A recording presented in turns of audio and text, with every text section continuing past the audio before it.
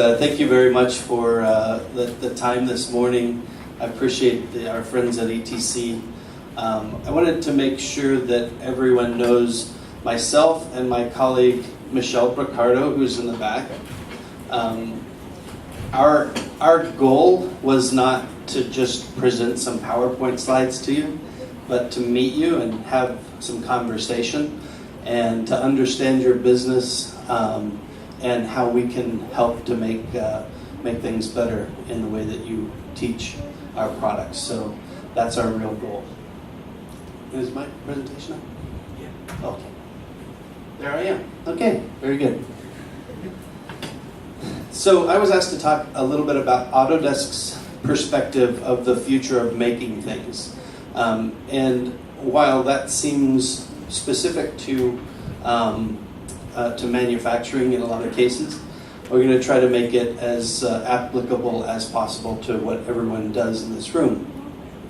Our vision, we're required to say this. In addition to saying fusion every 30 minutes, we also have to say that the Autodesk vision is to help people imagine, design, and create a better world. And we're coming much closer to realizing that vision. And one of the reasons for that is this. In 2020, it's expected that we're going to have 50 billion connected devices. And at the other end of those connected devices is a person in some function. So the opportunities for us to communicate and collaborate to build and make things is increasing exponentially.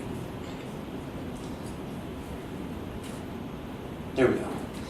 Like I said, most people, when you say the future of making things, think about manufacturing, building things, building a car, for instance, a Tesla. And we all think about all the improvements to the process that have happened with robotics and automation over the years. So we really think about making and manufacturing where it applies to things. But really, the future of making applies to everybody that's producing anything. So what we learn from the manufacturing process can be directly applied to things like architecture and construction. The idea of prefabricating and assembly in the architecture and construction world is very important. I'll share some examples with you in a little bit about that. Media and entertainment, I know there's some folks in this room that deal in film and gaming. The process for making a film has changed dramatically. So we've learned from manufacturing that if you put yourself in a production schedule and build your models and build your scenes, you can pre-visualize those things that typically cost a lot. And you don't have to go out on a site with a lot of highly paid cinematographers and actors and all the people that support that, and then just find out that that wasn't working. If you can visualize it in a 3D environment, you can save yourself a lot of money and make the changes before they need to be made. But it all really comes back to these phases, the design, make, and use. And we've really come to the point where the difference between design, make, and use and the flow is really getting blurred. It used to be a very linear process, design, make, and use. But now if you think about it, we're designing for people that are using our products, and we're looking for feedback on how those products are used. And that influences the way that we design. And the way that we design influences how we make things, what materials are used, what processes are used. There's a lot of options for that. So we're going to be using design, make, and use to kind of to talk about each one of these individually. The first one in the design process is, if you get back to that 50 billion devices and people connected to those, the opportunities to collaborate with other people wherever they are in the world, whatever time zone they're in, whatever their specialty is is really changing things. I don't have to have an office space where we all come to and we meet and we work on the design side. We can work together for anywhere using a tool like Fusion. See, I got it in already, and so the collaboration phase is really important. And then the crowdfunding has changed that design and collaboration phase as well. It allows somebody with a good idea, with a lot of customers or potential customers who believe in that idea, to invest in them and allow them to compete with the big companies, the big design firms, the big manufacturers. And then you throw in there this kind of infinite computing power. It's like having the smartest person in the world directly on your team. I can submit a design and then tell it I want to optimize that design for strength or for stresses or for materials, and I can just let somebody smarter than me make suggestions. And it's a very important part of the new making idea.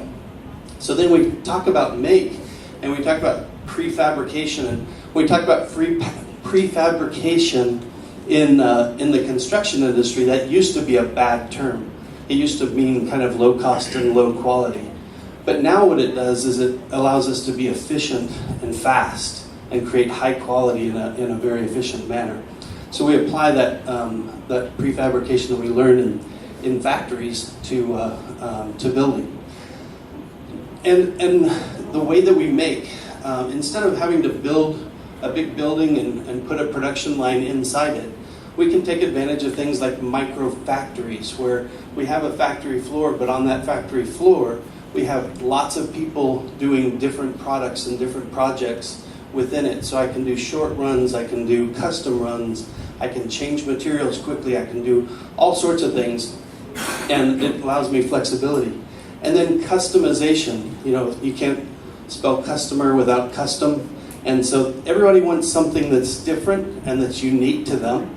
And the ability to make in this new environment allows me to build things for customers on a custom basis.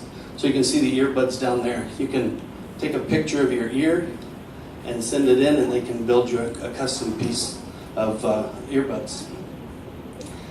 So prefabrication, some of you may have seen this before, but this is a building in China that it's 57 stories. It went up in 19 days. 800 apartments.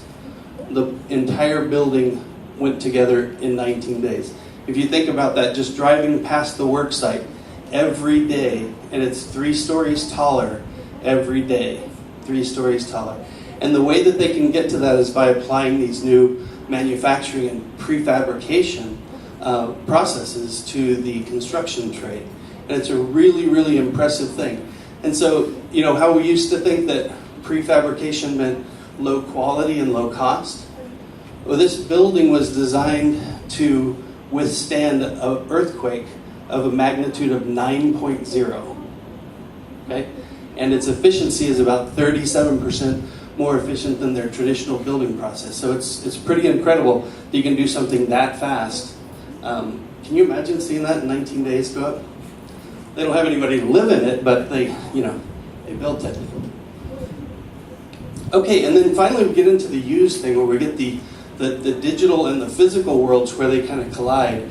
And the thing that's most exciting to me about the use phase here is sensors.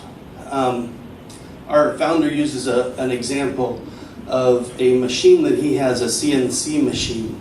And inside the CNC machine, he was hearing a noise, and he knew it was bad, but he didn't know exactly where it was coming from, and he didn't know how bad it was and how expensive it was going to be. So he did a lot of experimentation and trying to figure out what it was. And then he started thinking, wouldn't it be really cool if there was a sensor in here, and when it heard this sound, it ticked off a process that went back to the manufacturer and said, uh-oh, you have a customer that's just about to get really mad at you because their machine is about to blow up, right? So it could tick up a process that said, this part is wearing out, it's at 80% worn, and maybe we should be proactive and send a replacement part. to them ahead of time with instructions. When it's convenient, bring the machine down, go through this process, and replace this part. So these are the kinds of things that we're going to be able to do using RF and all sorts of different kinds of sensors that are going to influence the design process and really measure the use of a product.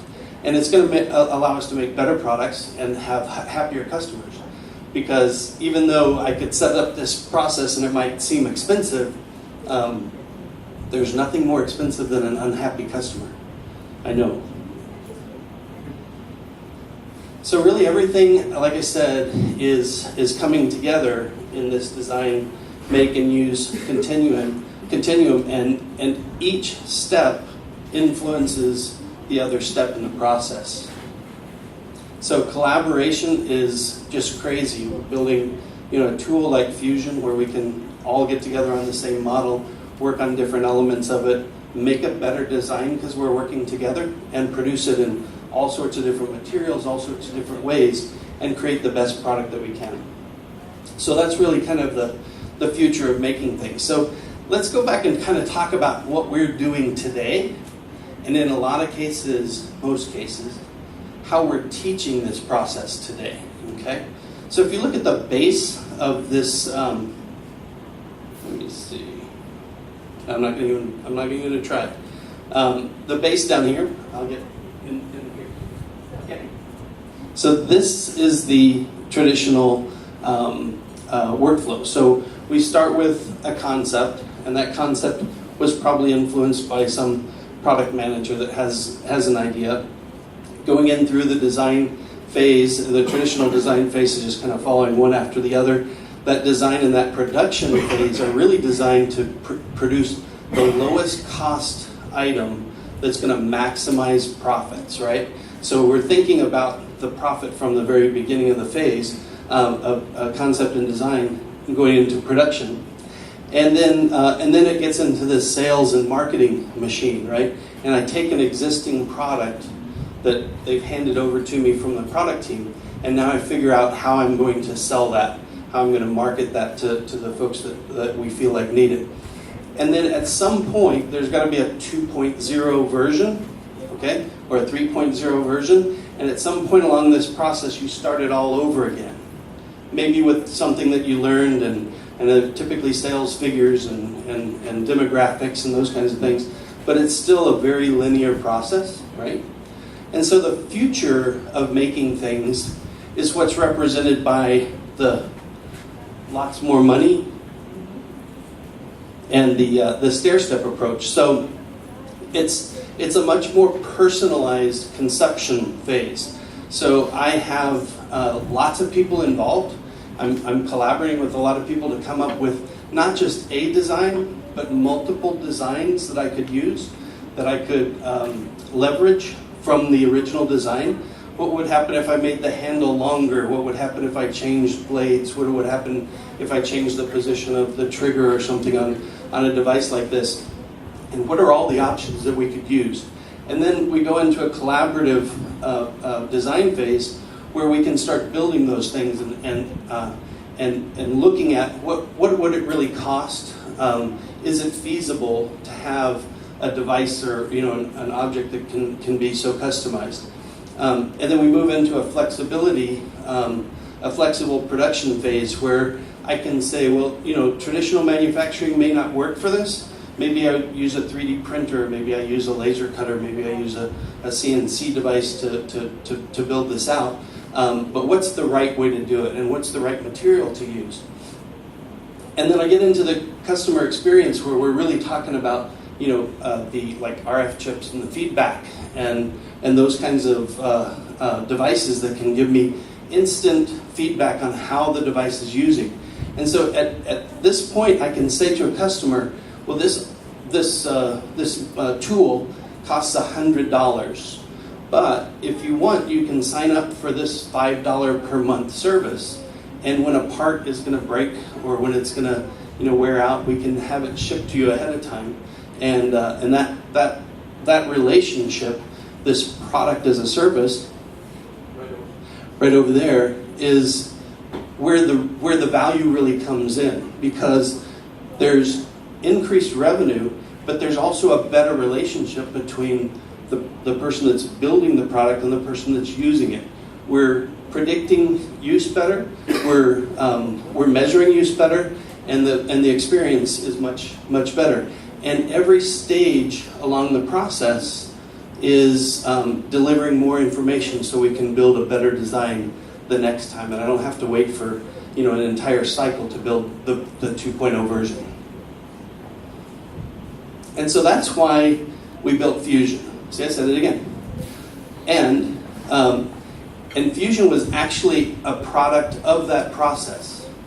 Fusion was a product of listening to customers, watching how they use it, and determining what's the minimum number of features that will give you an uncluttered interface that will allow you to participate in all phases of the design, make, and use process. Right? So we can go from the design phase and look at different materials and strengths and simulations and all those kinds of things. We can deal with 3D printers, CNC devices, laser cutters, any device that you need to produce something. And then with the Internet of Things connections, we can figure out how things are being used and get feedback from that process. So Fusion is what we call a product innovation platform, not so much just CAD software, because it does everything within the process, and it does it very collaboratively and very well. So if that's the future of making things, one of the things that I want us to think about is what's the future of learning things? Which process are we teaching? Are we teaching the speeds and feeds and the clicks and picks of a specific application, and how do I get from point A to point B within this application? Or am I thinking a little bit more about maybe offering how to design, how to use, how to make that entire process? And is there a place for that in education? Is there a place for that in training? Is there a higher value of embracing something like the maker community, right? To say, listen, maybe you don't know everything about product design, but we're offering a course on how to go from a sketch to a prototype. And it's being offered in 5 different sessions, and each session is, you can sign up for those today. So whatever your strengths are, whatever your weaknesses are, you can sign up and learn more about this process. And without 4 years of education necessarily, maybe it's a little late for you, but you've got a great idea. What's the future there? So what we want to do in education and in the training is really design a world around this design mindset. So really design thinking.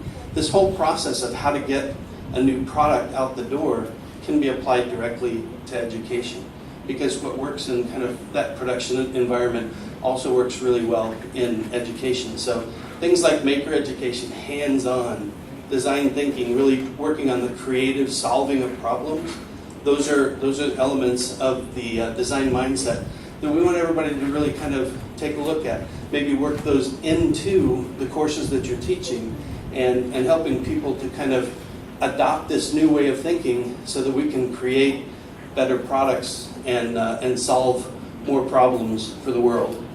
And this was an interesting piece here. In U.S. Department of Labor said that 65% of today's students will be employed in jobs that don't exist today. So we need to be teaching the design thinking mentality so that people can be creative and collaborative and adapt to whatever's next. And that's the really important piece to this. And this, how do I do that? Good. You just play it. Is that play?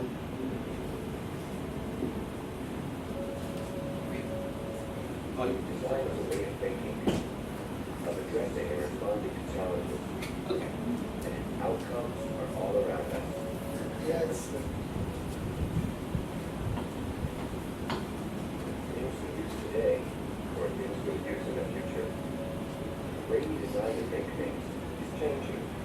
cloud-based, connected, generative, collaborative, always work in progress, never ending, just like our imagination, and like the challenges of nature. I'll be the voice of the video as well.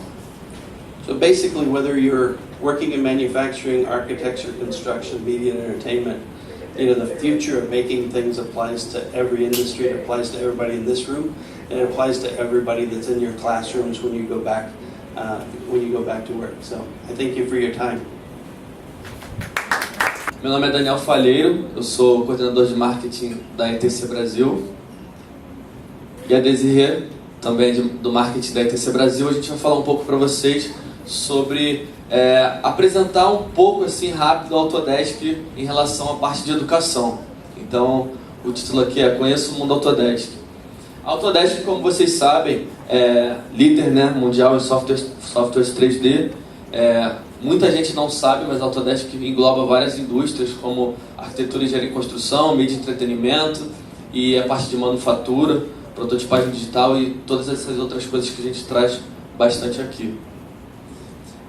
No que a Autodesk acredita, né? A gente gosta muito dessa frase e ela dá um norte para a gente em relação a tudo que a gente trabalha em educação, que é: acreditamos que a tecnologia como instrumento da educação e treinamento profissional de novos talentos é capaz de dar asas às melhores ideias e projetos que vão transformar o mundo.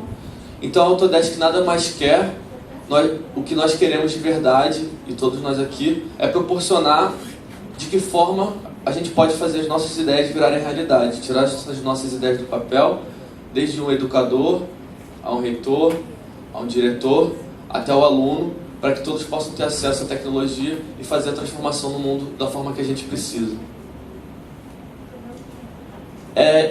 Em relação às instituições de ensino, nós funcionamos com parcerias de diferentes formas, e alguns pilares aqui que a gente trouxe para vocês são relacionados ao acesso ao software para estudantes, educadores e instituições de ensino. Estudantes e professores com uso pessoal, eles podem utilizar gratuitamente softwares da Autodesk. E também na parte da grade curricular. Então, quando você vai fazer dentro da grade curricular da instituição de ensino alguma coisa voltada para o uso de software, também é permitido.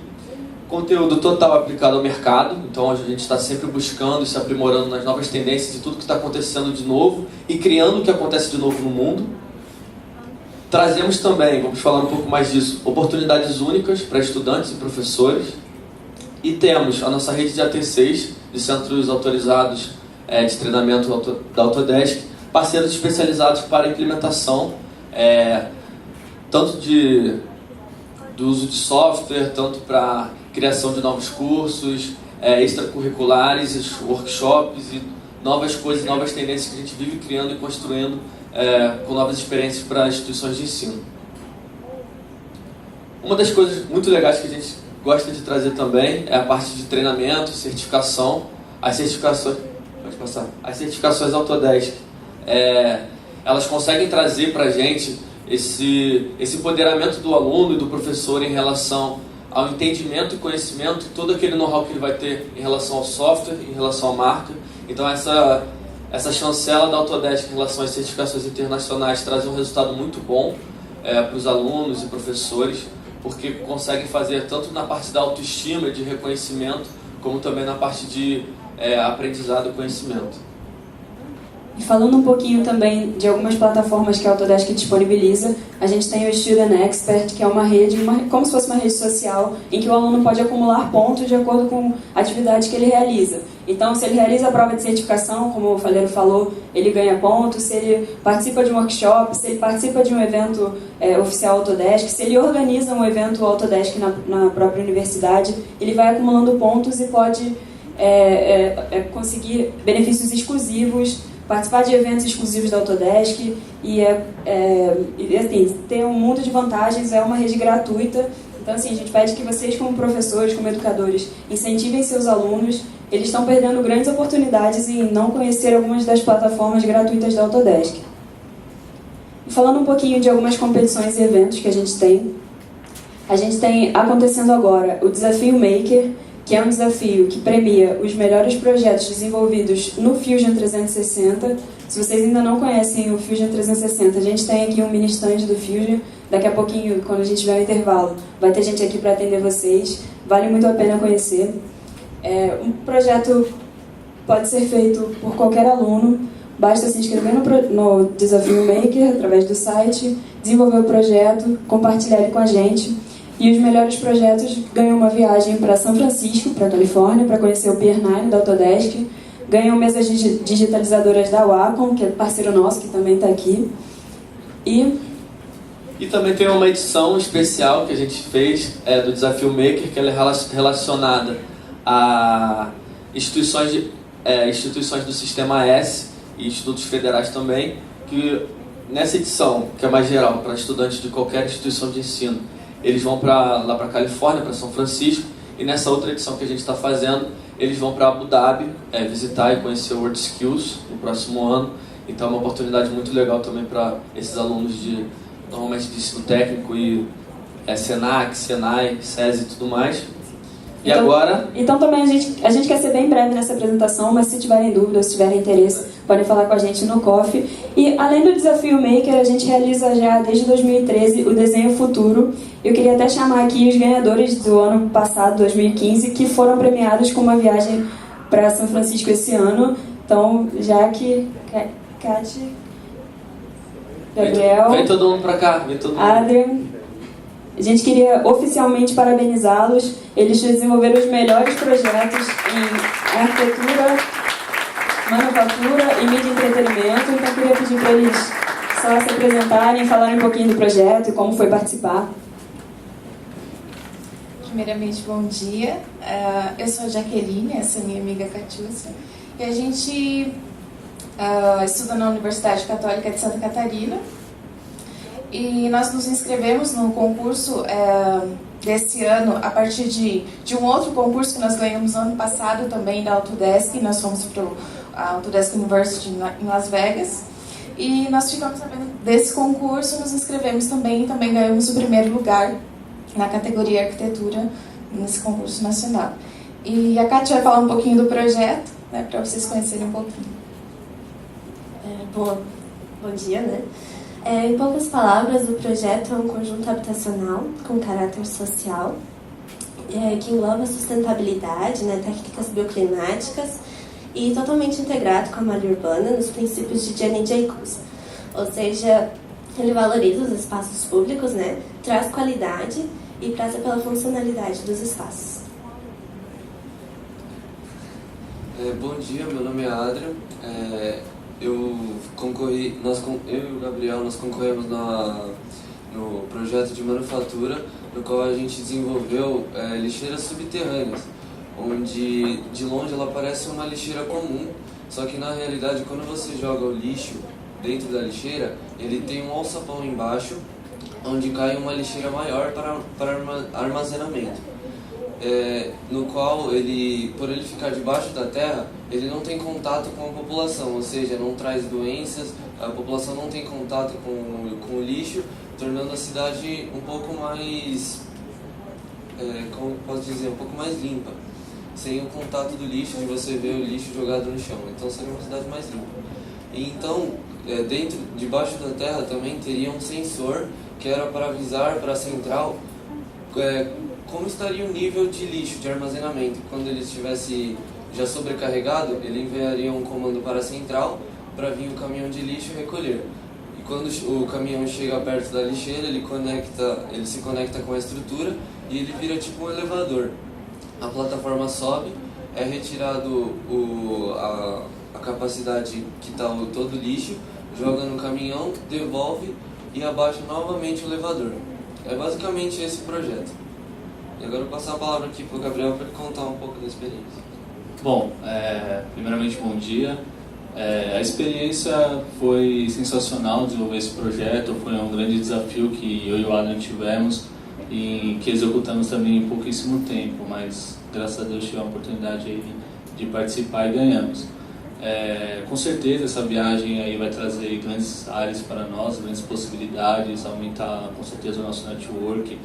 Vão ter a possibilidade de conhecer a sede lá da Autodesk, E isso é algo sensacional, né? Que é algo que estava fora da nossa realidade e que com esse projeto pôde nos trazer essa oportunidade. Então eu só tenho a agradecer.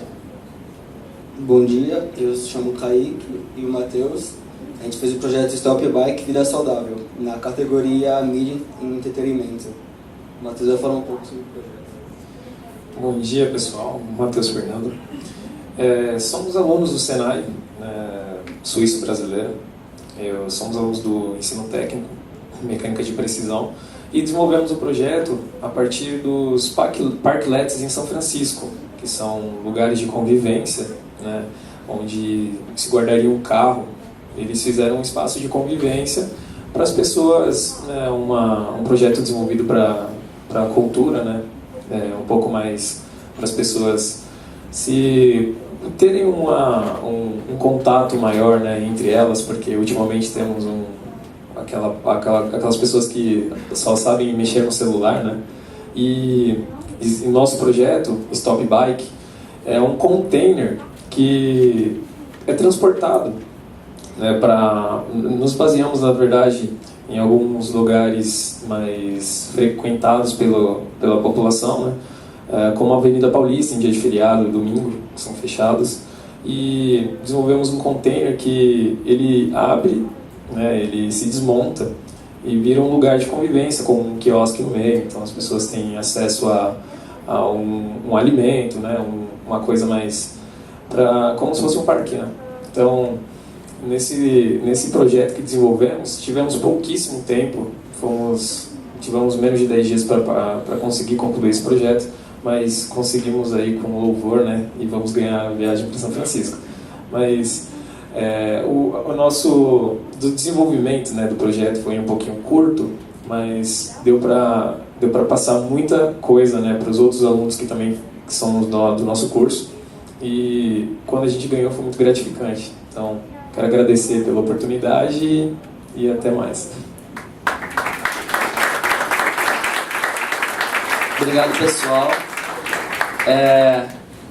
Em relação a isso tudo, o que a gente mais quer trazer, ligados àquela visão da Autodesk que trouxemos aqui, é que essas oportunidades existem, elas estão aí, e a tecnologia nada mais é do que uma grande ferramenta, uma grande propulsora para trazer essas oportunidades de educação e mostrar também para os nossos jovens, para os nossos alunos, que aprender pode ser divertido e pode trazer muitas oportunidades para a nossa vida. Então, o desafio Maker está lançado aí também. Depois a gente conversando aqui, tanto com os alunos, na hora do coffee, nos outros intervalos, a gente passa para vocês mais informações também. Tem folheto. Dentro da pastinha de vocês tem um folheto também explicando, que aí tem o site, que também tem todas as informações. Tem tutoriais gratuitos sobre o Fusion 360, dá para fazer download do software gratuitamente lá também. Tem bastante coisa e vamos torcer agora para que todas as instituições aqui também a gente consiga levar para os alunos, criar essas oportunidades, levar esses workshops que a gente leva, porque com certeza o resultado é sempre muito maravilhoso. Obrigado.